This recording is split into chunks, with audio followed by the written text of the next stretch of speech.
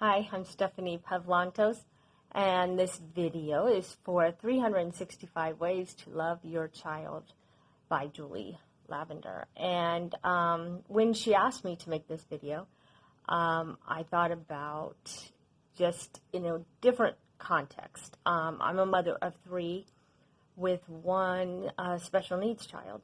He has cerebral palsy, so sometimes loving him looked a little different than loving the other two. And by that I mean, not in a bad way, but a very good way, but I think of a time when he was little. He wasn't really crawling much, but he would climb up on things. His sister, his twin sister actually, was already getting on and off little toys that we had on the ground, and one in particular was a little rocking Fisher-Price like little rocker thing, and it was like a little horse, but it was totally ground level, and she would get on and off and on and off, and he just struggled to get on at all. And so as a mom, you just want to like pick him up and put him on there and rock him. So once or twice I did that to show him what it was like.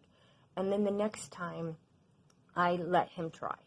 And he tried, and he tried. And the thing about my son Matthew is that I learned very early on is that he doesn't give up. And so he tried, and he tried. And finally, one day, he was able to get his little leg over the little horse and sit on there.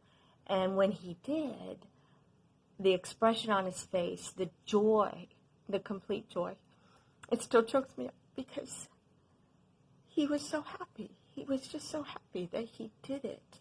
And the same with us. We were so excited to see him accomplish that little task. And over the years, it's been the same way. He's 23 now, almost 24. And just seeing him hit milestones.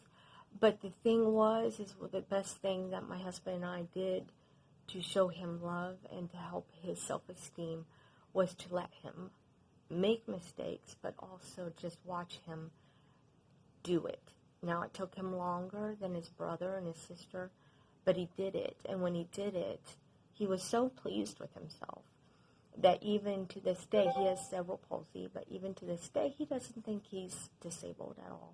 And we actually have to kind of sometimes just remind him, just for safety and for acknowledgement of certain things that he might need in job situations and life. As an adult living on his own, we have to remind him in some ways. But because we showed him love and acceptance in the sense of just allowing him to make mistakes, in the sense of even falling, but being there to catch him and let him find the joy of doing and accomplishing something on his own as early as a small toddler has just been our way of showing love. And I remember one time being at Cedar Point, and he was on this huge ride, and I remember that my sister just looked at me and said, "He has the right mom," because I could have never let him on that ride. I would be freaking out right now, and you were very calm. So I guess our way of loving him was to actually just let him find the encouragement and the joy of accomplishing something that other people take for granted. So thanks for listening, and I hope that's a little insight into our lives. Thanks.